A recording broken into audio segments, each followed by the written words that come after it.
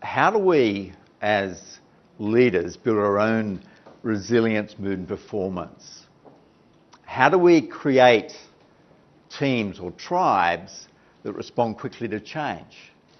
And how do we create a future-ready workforce?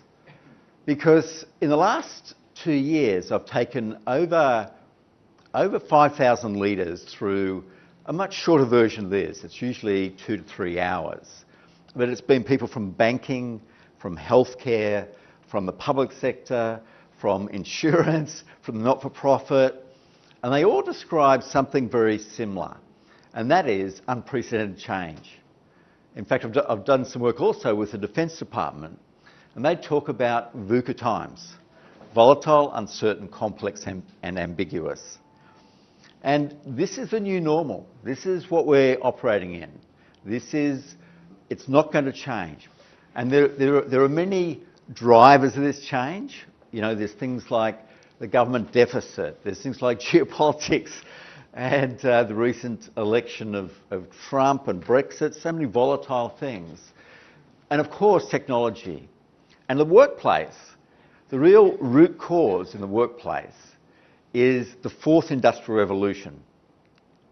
And this is what we've been through. We had steam in 1784, electricity in 1870, electronic and IT in 69, and we are starting today in the digital AI or artificial intelligence area. And I saw only about 3 weeks ago that the CEO of Google said that we have just hit a tipping point or an inflection point. So change has been going like that, but inflection point means it's going to go like this. So this isn't going to go away.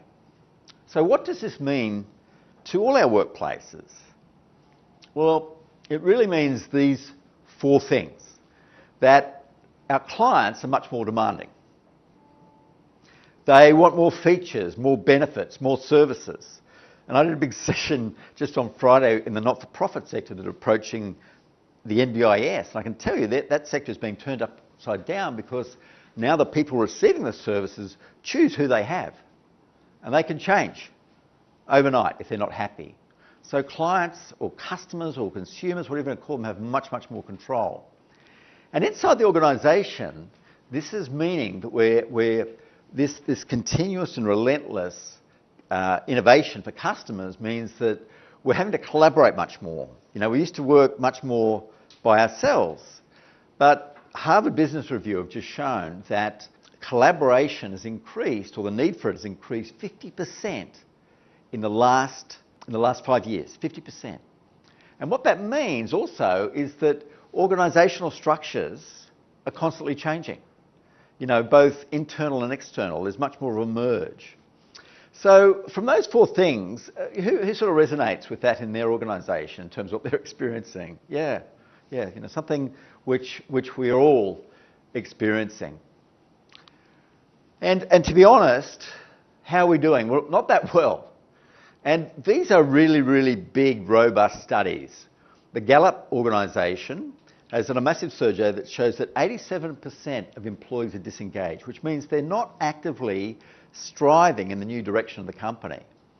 So even though things are changing so quickly, people have a rough idea where they've got to go, but the troops aren't engaged, or they're just doing enough to keep their jobs.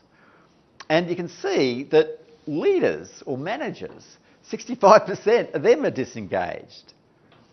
82% of employees don't trust what their manager says.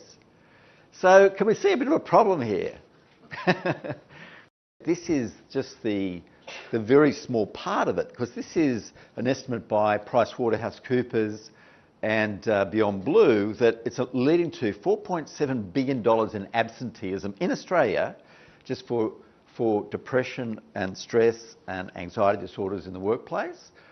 And presenteeism, which is where people are there, but they're not fully engaged, is even bigger. And I would really suggest that the cost of the disengagement is a massive multiple of those numbers. Massive multiple.